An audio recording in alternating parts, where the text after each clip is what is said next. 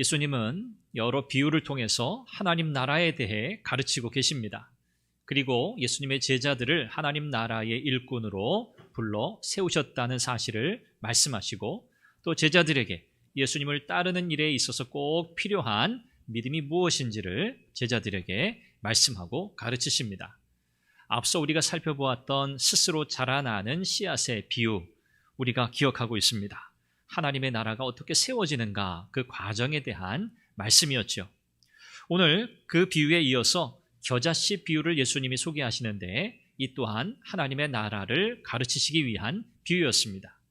이 겨자씨 비유는 하나님 나라의 외적인 성장을 강조하는 비유입니다. 하나님의 나라가 어떻게 이 땅 가운데서 이루어지는가, 세상 사람들의 기대와는 다른 방식으로 이 땅에 이루어지는 나라, 그것이 하나님의 나라라고 말씀하고 계시죠. 특별히 겨자씨 비유를 통해서 하나님 나라의 외적 성장의 메시지를 주시는 이 메시지에는 유대인들뿐만 아니라 많은 이방인들이 그 하나님 나라에 들어오게 될 것이라는 중요한 메시지가 담겨져 있습니다. 이것은 유대인들의 입장에서는 전혀 생각하지 못했던 이야기입니다. 유대인들은 유대인들만 하나님 나라 백성이라고 생각했습니다. 그런데 예수님은 그렇지 않다는 것이죠. 이방인들 또한 하나님 나라 백성이 된다는 것을 말씀하십니다. 그리고 이어서 예수님의 제자들이 광풍을 맞게 되는 그 사건이 기록이 됩니다. 광풍을 맞은 그 제자들, 그들은 두려움에 빠졌고요. 그 가운데 예수님께서 제자들에게 믿음을 가르치십니다. 믿음이 무엇인가? 제자들에게 요구되는 믿음, 하나님 나라의 일꾼으로 부름받고 하나님 나라의 완성을 위해 쓰임받아야 할 제자들이 갖추어야 할 믿음이 무엇인가? 이것을 이 광풍 사건을 통해서 가르치고 계십니다. 결국 하나님의 나라라고 하는 굉장히 중요한 주제가 지속적으로 이어지고 있고요. 그 가운데 예수님께서 하나님 나라의 중요한 특성, 그리고 그 나라의 일꾼으로 부름받은 제자들에게 무엇을 요구하시는가, 이런 내용이 이어지고 있습니다. 그리고 우리가 다음에 또 살펴보게 될 5장 이하의 내용들도 바로 이 제자들에게 믿음을 가르치시는 예수님의 가르치심이 이어지는 것을 우리는 보게 됩니다. 오늘 본문에서 우리는 하나님 나라의 놀라운 성장을 이야기하는 겨자씨 비유와 또 뒤를 이어 광풍 사건을 통해서 제자들에게 반드시 있어야 할 믿음이 무엇인가, 그 내용을 살펴보려고 합니다. 겨자씨 비유는 우리가 잘 알고 있습니다. 겨자씨는 땅 위에서 가장 작은 씨앗 중에 하나로 여겨지는 씨앗입니다. 눈에도 잘 안 보일 만큼 너무 작은 씨앗입니다. 그런데 이 겨자씨가 심겨져서 자라면 한 철에 키가 3m 이상, 크게는 5m까지 자라는 참 놀라운 그런 식물입니다. 그래서 많은 새들이 와서 거기에 쉬기도 하고 깃들이며 또 사막의 뜨거운 열기를 피하기도 합니다. 굉장히 처음 보는 것과는 다른 그런 식물이죠. 그냥 씨앗으로만 보면 눈에 잘 보이지도 않으니까 이게 뭐 얼마나 클까, 얼마나 자랄까, 얼마나 큰 열매를 맺을까 싶은데 실제로는 기대 이상으로 자라나는 그런 놀라운 성장을 보여준다는 거죠. 하나님의 나라가 이와 같다는 겁니다. 하나님의 나라가 선포될 당시에는 미약하게 여겨집니다. 별 볼 일 없어 보입니다. 그게 그래서 어떻다고, 그래서 어쩌게, 이런 식으로 반응하게 되지만, 그러나 마치 겨자씨와 같이 이 하나님의 나라가 완성되는 그 날에는 상상할 수 없을 만큼 세상의 그 어떤 나라보다 크고 위대하게 될 것을 말씀하고 계십니다. 여기 공중의 새들이 깃들인다 했는데 이 공중의 새들은 많은 민족들을 가리킵니다. 온 세상 민족들을 가리키고요. 또 깃들인다라고 하는 것은 그 나라에 포함된다, 들어오게 된다라는 것을 의미합니다. 그래서 결국 이 겨자씨 비유는요, 유대인들만이 아니라 많은 이방인들이 하나님 나라 백성이 된다는 사실을 선언하고 있는 중요한 비유라고 할 수 있습니다. 헬라인이든 야만인이든 상관없습니다. 그들이 예수 그리스도를 통해서 하나님 나라 백성이 된다는 사실이죠. 에스겔 선지자가 이스라엘 나라의 회복을 이야기하면서 이렇게 이미지로 묘사했습니다. 에스겔 17장에 보면 100향목까지의 새들이 깃들인다, 그렇게 표현합니다. 백향목까지. 백향목은 굉장히 보기에도 좋고 굉장히 아름답고 그 규모에 있어서도 대단히 화려한, 크고 화려한 그런 나무입니다. 이렇게 이스라엘 회복을 에스겔 선지자가 묘사했는데, 오늘 본문의 이 겨자씨 비유로 예수님이 하나님 나라를 묘사하시는 것을 보면 참 대조적입니다. 아마 유대인들의 마음속에는 하나님의 나라, 이스라엘, 유대인, 아마 그들이 굉장히 자부심을 가질 만한, 우리는 대단한 백성들이다, 우리는 하나님의 백성이라고 하는 나름대로의 선민의식, 특권의식, 이런 것이 충만했을 겁니다. 그리고 에스겔서에 이 묘사된 이 이미지를 통해서 우리는 영광스럽게 회복될 거다, 누가 보기에도 엄청나게 크고 화려한 그런 회복의 날을 우리는 경험하게 될 거다, 유대인들은 그렇게 생각했을 겁니다. 그런데 예수님은 오늘 이 겨자씨 비유를 통해서 웅장한 백향목에 비하면 전혀 볼품이 없는 이 겨자씨를 통해서 이 유대인들이 기대하는 방식으로 하나님의 나라가 이 땅에 오지 않는다는 것을 가르치십니다. 유대인들은 군사적인, 정치적인 메시아를 기다렸고요, 로마라고 하는 이 나라의 압제로부터 정말 뒤집어 엎어서 새로운 나라, 새 정권을 창출해낼 수 있는 대단한 힘을 가진 그런 지도자, 정치가, 메시아를 그들은 기다렸습니다. 그러나 예수님은 이 겨자씨 비유를 통해서 그렇지 않다는 것을 말씀하시죠. 오히려 예수님은 고난받는 종의 모습으로 이 땅에 오셨습니다. 그럼에도 불구하고 이 하나님 나라의 복음, 이것은요 로마 제국 전역에 퍼져나갑니다. 사람들이 처음에는요 아무도 중요하게 여기지 않았습니다. 보잘것없는 것으로 여겼습니다. 말도 안 되는 것으로 여겼습니다. 겨자씨처럼 여겼습니다. 그러나 이 복음은요 로마를 넘어 세상 민족들 가운데 전파되었습니다. 오늘 우리에게까지 이 복음이 전파되었고요, 온 세상 나라 가운데 이 생명의 복음이 지금도 전파되고 있습니다. 하나님의 나라는 결코 쇠하지 않습니다. 하나님의 나라는 움츠러들지도 않습니다. 왜 그렇습니까? 이 모든 일을 주도하시는 분이 하나님이시기 때문입니다. 전능하신 창조주 하나님이시기 때문입니다. 하나님의 나라는 결코 쇠하지도 않고 장차 예수님이 다시 오실 때 그 나라는 아름다운 나라로 이 땅 가운데 완성될 겁니다. 그래서 우리가 하나님 나라의 일을 이렇게 생각할 때 크기로 자꾸 재려고 해서는 안 돼요. 눈에 보이는 화려함으로 평가하려고 해서도 안 돼요. 우리는 늘 그렇습니다. 눈에 보여지는 것들, 큰 거, 웅장한 거, 화려한 것, 보기 좋은 것, 우리는 그것들을 사실 좋아합니다. 그러나 하나님 나라는 그런 것들로 평가될 수 없다는 거예요. 왜냐하면 이 일의 주체가 하나님이시기 때문이고요, 하나님께서 하시는 일은 우리의 기대와 우리의 생각과 다르기 때문입니다. 하나님이 또 요구하시고 원하시는 바도 우리의 기대와 다르기 때문입니다. 솔로몬이 화려한 성전을 지었습니다. 물론 그의 중심은 분명하죠. 하나님을 영화롭게 하고 하나님을 기쁘시게 하고 하나님의 위대하심을 선포하기 위함이죠. 그렇게 화려하고 웅장한 성전을 지었습니다. 하나님은 그러면 그 안에만 계셔야 하나요? 아니죠. 아름답고 웅장하고 훌륭한 성전이었지만 이스라엘 역사를 통해서 그들이 패역한 백성이 되고 우상숭배를 일삼고 하나님을 버리고 등지고 배반했을 때, 하나님 보실 때 그 화려하고 웅장한 성전은요 아무것도 아니에요. 하나님은 그 안에 제한되는 분도 아니실 뿐더러 아무리 화려하고 웅장한 성전이어도 그것을 그냥 무너뜨리시는 분이세요. 하나님의 관심이 어디에 있는가? 우리는 거기에 집중해야 합니다. 하나님이 시작하신 일은요 하나님이 반드시 이루십니다.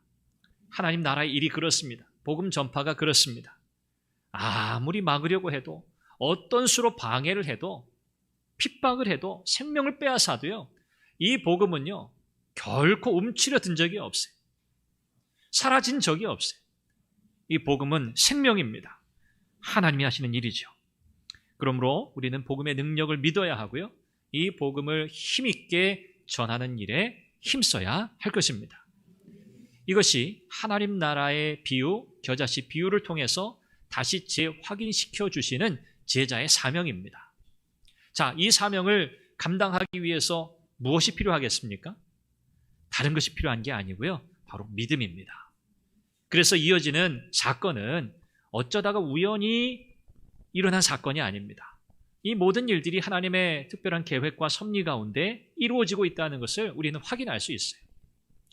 이렇게 하나님 나라의 비유를 가르치신 후에 예수님은 그날 저녁 제자들에게 이제 배에 지금 타 계신 상황이잖아요. 배에 탄 상황에서 사람들에게 말씀을 가르치셨으니까 배에 타고 계신 그대로 건너편으로 가자고 제자들에게 말씀하시죠. 제자들은 예수님의 말씀을 듣고 건너편으로 이동해 갑니다. 그런데 건너편으로 가는 중에 큰 광풍을 만났습니다. 큰 광풍이라고 성경이 표현합니다. 갈릴리 호수라고 하는 이 지역은 좀 특수한 그런 지형적, 지리적 위치 때문에 광풍이 많이 부는 곳이에요. 해수면보다 한 300m 정도 낮습니다. 북쪽에서 오는 차가운 공기 그리고 남쪽에서 불어오는 열풍이 충돌하면서 이 지역은 늘 이런 변화가 많았어요. 또 주변은 산으로 둘러싸여 있었기 때문에 지리적으로 이 돌풍, 광풍이 아주 자주 일어나는 지역이었습니다. 예수님의 제자 중에 베드로, 야고보 이런 사람들은 어부잖아요. 어부이기 때문에 또 이 갈릴리 호수에서 그들이 일을 했었기 때문에 오랫동안 그들은 일하면서 이 갈릴리 호수가 어떤 호수인지 그들은 잘 알고 있습니다. 경험적으로 잘 아는 거죠. 그래서 언제 나가서 고기를 잡아야 할지 이런 시간적 타이밍 이런 것들에 대해서 훤하게 다 아는 사람들입니다. 이런 예수님의 제자들이 예수님을 모시고 가다가 이런 광풍을 만났습니다. 아마 예상했을 겁니다. 제자들은 혹 이 돌풍이 불 수도 있겠다. 언제 어디서 불지 모르죠. 이런 상황을 염두에 두었겠지만 그러나 이 큰 광풍이라고 하는 것 이것은 제자들조차도 이 호수에 익숙한 제자들조차도 어떻게 대처할 수 없을 만큼 굉장히 급박한 그런 상황으로 몰아넣을 만큼 큰 돌풍이었습니다. 제자들도 당황할 만큼 이거 우리가 어떻게 좀 해결해 보려고 했는데 우리의 힘으로는 도저히 극복할 수 없겠는데 라고 싶은 그때 위기감이 닥쳐오죠. 뱃사람이니까 웬만한 파도쯤이야 얼마든지 이겨낼 수 있지 않았겠습니까? 그런데 이 제자들조차도 어찌할 수 없을 만한 그런 상황이 일어난 겁니다. 파도가 덮쳐서 배가 침몰할 위기에 빠진 거예요. 침몰하면 위험하지 않습니까? 생명과 직결되어 있으니까요. 그래서 어떻게 해서든 이 상황을 좀 통제해 보려고 애를 썼음에도 불구하고 불가능해지자 제자들이 예수님을 찾습니다. 일촉즉발의 위기 상황이죠. 자, 그런데 이런 긴박한 상황과는 대조적으로 예수님은 뭐 하고 계셨나요? 오늘 성경은 예수님이 배의 고물에서 주무시고 계셨다. 그렇게 말씀합니다.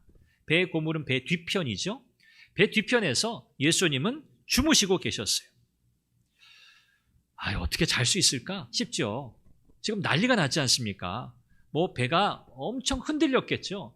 물이 배를 덮쳤으니 침몰할 정도라고 했으니까 배 규모가 어느 정도 되었는지 우리는 지금 가늠하기는 힘들지만 큰 유람선 그런 배가 아니죠. 고기 잡는 배니까요.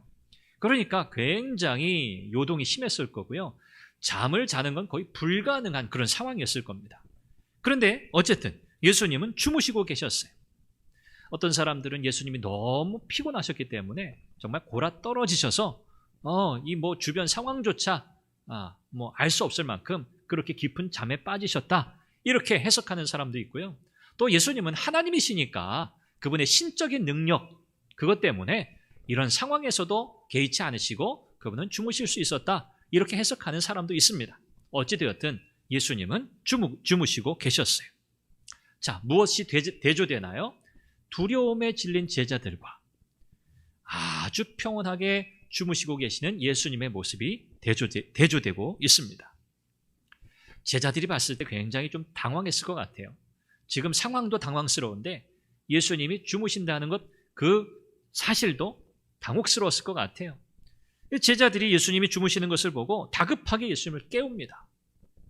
우리가 죽게 되었는데 예수님이 어떻게 주무실 수 있느냐는 거예요. 어찌 우리를 돌아보지 않으십니까? 상황이 이렇게 긴박한데 어떻게 그렇게 잠을 잘 수 있습니까? 이런 격앙된 뉘앙스로 예수님께 도움을 청합니다. 여기서 예수님의 제자들이 예수님을 가리켜 무엇이라고 부르냐면 선생님이라고 부릅니다. 선생님. 선생님이요, 우리가 죽게 되었습니다. 우리를 왜 돌아보지 않으십니까? 선생님이요. 여기 제자들이 예수님을 가리켜 부른 이 호칭이 굉장히 오늘 본문을 이해하는 데 중요한 키워드입니다. 제자들이 선생님이라고 부를 때 여기 사용된 이 헬라 단어는 디다스칼레라고 하는 단어입니다.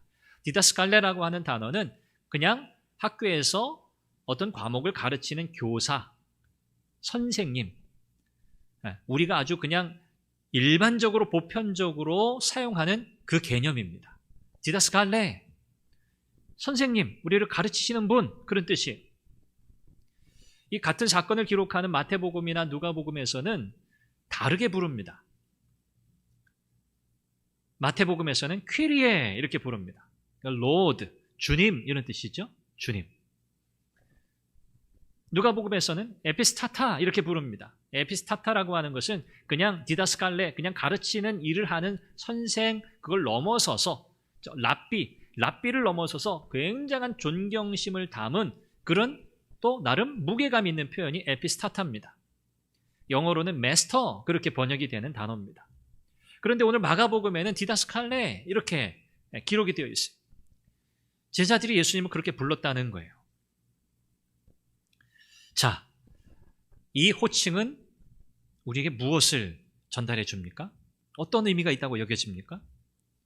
제자들은 배에서 이 난리 법석인 상황에서 주무시고 계시는 예수님이 어떤 분이신지 아직 잘 모르고 있다는 것을 전달하고 있는 거예요. 예수님이 아직 어떤 분이신지 잘 몰라요. 제자들조차. 이걸 전달하기 위해서 디다스칼레라고 하는 이 단어를 사용하고 있어요. 그분이 어떤 권세를 가지고 계신 분인지 제자들은 아직 모른다는 거예요. 뿐만 아니라 예수님이 풍랑을 잠잠하게 하시잖아요. 그 후에 예수님이 제자들의 무엇을 책망하시죠? 믿음이 없음을 책망하십니다. 왜 나를 잠에서 깨웠니? 책망하신 게 아니에요. 그들의 믿음 없음을 책망하셨어요. 그들의 믿음 없음을 책망하셨다는 것도 마가복음에만 기록이 되어 있습니다. 그러니까 오늘 이 풍랑의 사건의 핵심은 뭐예요? 믿음이에요. 제자들의 믿음이 없다는 사실이에요. 제자들이 예수님을 향해서 가져야 할 믿음이 있는데 그 믿음이 제자들에게 없었다는 것을 말하고 있는 겁니다. 자신들의 스승인 예수님에 대해서 여전히 잘 모르고 있는 제자들의 모습을 강조하고 있어요.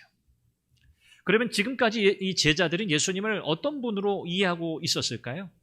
이 본문에 따르면 그야말로 그들은 디다스칼레, 선생님, 가르치시는 분, 스승으로 이해하고 있었다는 거예요. 제자들은 예수님이 천지의 창조주이신 하나님이심을 알지 못했습니다. 그분의 신적 권세를 제자들은 여전히 깨닫지 못했습니다. 예수님께서 일어나셔서 바람을 꾸짖으시고 바다더러 고요하라, 잠잠하라 명하시니 그대로 되었어요. 제자들의 눈이 휘둥그레졌습니다.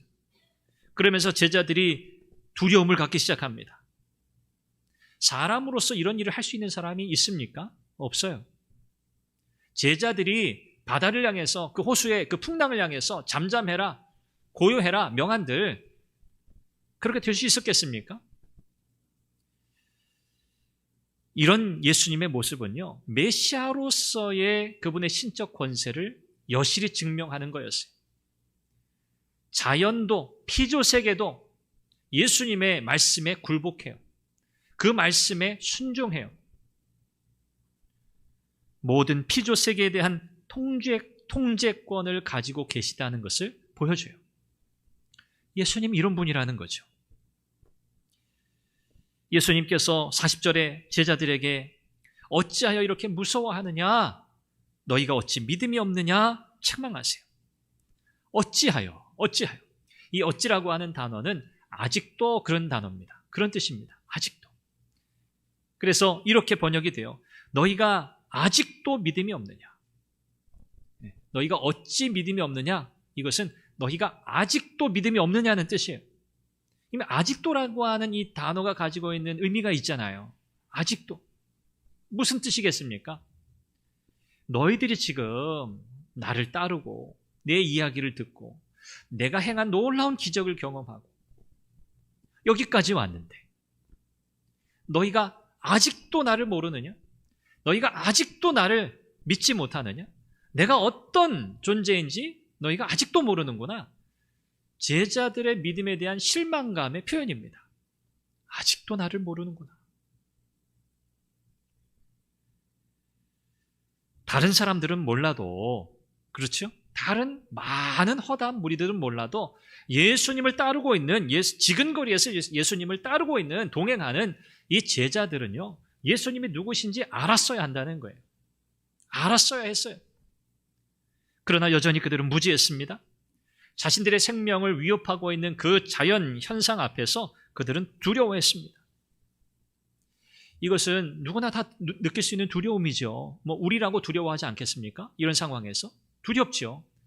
그런데 여기서 말하는 것은요, 이 두려움이 주제가 아니에요. 이 두려움을 불식시키는, 이 두려움의 근원을 아예 제거해버리는 그 믿음이에요. 제자들은 예수님이 행하시는 일을 보고 오늘 성경에 보니까 심히 두려워했다고 기록합니다. 심히 두려워했다. 이제서야 제자들은 조금 감이 왔어요. 아, 이분은 그냥 우리가 디다스칼레라고 부를 수 있는 그런 분이 아니시구나. 그 이상의 분이시구나 라는 것을 제자들이 이제 조금 깨달은 거예요. 이 두려움이라고 하는 것은요, 이분이 우리가 생각하는 그런 분이 아니다 라고 해서 생기는 일종의 경외심이에요. 그러나 여전히 희미합니다. 여전히 막연합니다. 그래서 제자들이 뭐라고 이야기합니까? 41절에 보니까 그가 누구이기에 바람과 바다도 순종하는가? 그가 누구이기에? 딴 사람 얘기하는 것 같아요. 예수님이 도대체 누구길래 바람과 바다도 순종하냔 말이에요.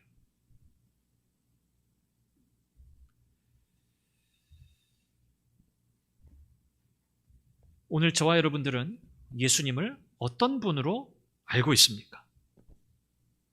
또 믿고 있습니까? 예수님은 창조주 하나님이십니다. 예수님은 세상 모든 만물을 다스리시는 분입니다. 통치자십니다. 만왕의 왕이시고 만유의 주십니다.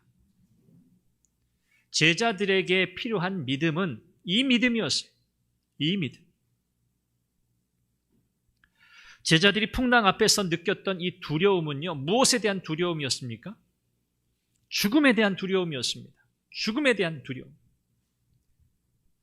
예수님이 하나님이시다, 전능자시다, 주권자시다 라고 하는 이 믿음은요, 오늘 제자들의 두려움, 그들이 죽음 앞에 두려워했던 이 사실과 이 믿음이 연결되어 있어요.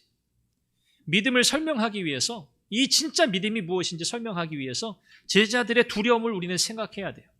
죽음에 대한 두려움이에요. 그러니까 이 제자들에게 요구되는 믿음은 어떤 믿음이어야 합니까? 죽음에 대한 두려움을 이기는 믿음이어야 해요. 죽음에 대한 두려움. 죽음은요, 우리 아무도 예외가 없습니다. 우리의 인생을 압도하는, 우리의 삶을 그냥 마비시킬 정도의 가장 큰 두려움이 사실 죽음이에요. 죽음의 두려움이에요. 이 두려움을 극복할 수 있으면 무엇이든 다 극복할 수 있다는 말입니다. 죽음에 대한 두려움을 극복할 수 있으면 그 세상의 어떤 두려움도 극복할 수 있어요. 자, 그러면 제자들이 언제 죽음에 대한 두려움을 극복했나요? 사도행전 4장이에요. 부활하신 주님을 만난 후에, 성령의 충만함을 받은 후에 비로소 제자들은 죽음에 대한 두려움을 벗어버립니다. 이게 무슨 신앙이에요? 부활 신앙이에요. 부활의 믿음이에요. 그 전까지는요, 제자들은 여전히 막연했어요. 예수님을 믿고 있었지만 제자에게 주신 그 사명을 감당하기 위해 필요한 믿음이 그들에겐 없었어요. 그들이 성령을 받기 전까지, 성령으로 충만하기 전까지, 부활하신 주님을 만나기 전까지 그들은 여전히 막연했어요. 그러나 부활하신 주님을 만나고 성령이 그들 가운데 충만히 임재하신 후에 완전히 바뀌었습니다. 오늘 우리에게 필요한 믿음이 이 믿음입니다. 부활의 신앙입니다. 부활의 믿음입니다. 주님은 오늘 우리가 마주하는 세상에서의 온갖 우리를 두렵게 하는 그 모든 일들, 그 모든 상황, 바로 이 믿음으로 정면 돌파하기를 원하십니다. 정면 돌파라는 거예요. 다른 믿음이 아닙니다. 부활의 믿음이에요. 죽음을 두려워하지 않는 그 믿음이에요. 나의 부활이신 예수님, 나의 부활을 믿는 거잖아요. 예수님이 나의 부활이 되셨기 때문에, 그분이 첫 열매가 되셨기 때문에 저와 여러분들은 나의 부활도 믿는 겁니다. 우리는 영원한 삶을 사는 거예요. 영원한 생명이 이미 저와 여러분들 가운데 주어졌어요. 이미 우리는 영생을 소유했습니다. 우리는 영원한 삶을 살고 있는 거예요. 그러니 죽음을 두려워하지 말라는 거예요. 가장 강력한 두려움인 죽음을 이길 수 있다면 우리는 어떤 두려움도 이길 수 있다는 거죠. 예수님의 제자로서 복음을 전파하는 일, 그 가운데 당하게 될 수많은 박해와 핍박과 조롱, 고난, 이것은 넉넉히 이길 수 있다는 거예요. 무엇으로요? 이 믿음으로요. 부활의 믿음으로요. 이 신앙으로 이길 수 있다는 겁니다. 말씀을 맺습니다. 두려움의 원인은요, 전능자이신 우리 주님에 대한 믿음의 부재 때문에 옵니다. 이 믿음이 없을 때 우리는 두려워하게 되어 있어요. 우리 주님이 성령으로 우리와 세상 끝날까지 함께 하심을 믿으시기 바랍니다. 이건 제 이야기가 아닙니다. 주님의 약속입니다. 세상 끝날까지 내가 너희와 항상 함께 하리라, 주님의 약속입니다. 여러분, 이 약속을 붙드십시오. 그 주님을 온전히 신뢰하십시오. 예수님이 우리의 인생의 주관자이심을 믿으십시오. 그럴까 말까 아닐까? 아니요, 그렇습니다. 그분은 우리의 인생의 주인이십니다. 그래서 인생이 마주할 수 있는 모든 절망을 소망으로 바꾸시는 분입니다. 오늘 저와 여러분들의 인생에도 절망스러운 일이 있죠. 낙심되는 일이 있죠. 고된 일이 있죠. 눈물 흘릴 일들이 참 많죠. 여러분, 그 모든 상황 속에서 주님 바라보시기 바랍니다. 그 상황을 이겨낼 힘은요, 우리의 의지가 아닙니다. 물질이 아닙니다. 친구의 위로가 아닙니다. 이 믿음이에요. 부활의 주님이 나의 주님이시다. 나는 영원한 생명, 하나님 나라의 백성으로 이 땅 가운데 살아간다. 여러분, 이 믿음을 가지고 우리 주님과 동행하며 풍성한 은혜의 삶을 누리시기를 소망합니다. 하나님 나라 완성을 위해 오늘 우리에게 요구하시는 이 믿음, 우리가 오늘도 말씀을 통해 들었으니 이 믿음으로 우리의 삶을 채워가고 하나님 나라 위에 힘있게 쓰임받는 저와 여러분들이 되기를 주님의 이름으로 축원합니다. 기도하겠습니다. 주님이 원하시는 믿음, 이 부활의 신앙, 이 부활의 믿음 주옵소서. 어떤 두려움도 이기고 능히 승리하는 이 믿음을 우리에게 더욱 허락하여 주옵소서. 주님과 동행하며 인생이 마주하는 모든 절망, 소망으로 바뀌어지는 놀라운 은혜의 삶을 살아가게 하여 주옵소서. 이 제목으로 함께 기도합니다.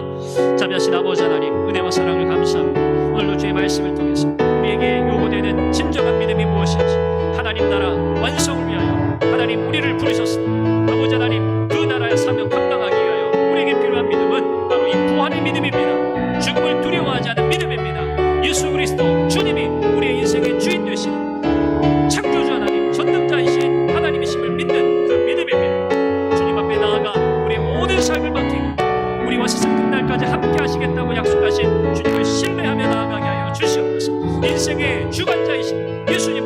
의지하고 믿으며 나아가는 우리가 되게 하여 주시옵소서. 우리 주님과 동행하며 복된 삶을 살아가는 성령 충만한 삶을 살아가는 하나님의 사람들이 다 되게 하여 주옵소서. 하나님 나라 일꾼으로 우리를 부르셔서 그 귀하고 복된 사명 감당하게 하시니 감사합니다. 우리가 아니어도 되지만 하나님 우리에게 그 위대한 하나님 나라의 일에 우리를 참여시키셨으니 그 은혜 기억하고 감사하여 우리에게 맡겨주신 사명 충성을 다하여 감당할 수 있도록 힘을 더하여 주옵소서. 무엇보다 이 사명 감당해 나갈 때 우리를 두렵게 하는 일들이 너무나 많습니다. 하나님 우리의 생명을 위협하는 일들이 너무나 많습니다. 우리를 절망 가운데 몰아넣는 일들이 너무나 많습니다. 그러나 제자들에게 가르치신 것처럼 죽음을 능히 이기는 그 믿음, 부활의 신앙을 가지고 하나님 우리에게 주어진 그 인생, 그 어떤 고난도, 그 어떤 어려움도 정면 돌파하여 승리하게 하여 주옵소서. 하나님 이렇다 저렇다 말하지 말고 주님 앞에 나아가 주님의 도우심을 구하고 주님의 은혜를 구하며 주님 앞에 이 믿음을 다시 견고하게 다지는 지혜로운 성도들 다 되게 하여 주옵소서. 은혜 아니면 살 수 없는 인생이오니 오늘도 우리에게 은혜를 부어주시고 믿음으로 나아가는 주님과 동행하며 승리하는 복된 성도의 삶을 살아가게 하여 주옵소서. 예수님의 이름으로 기도합니다. 아멘.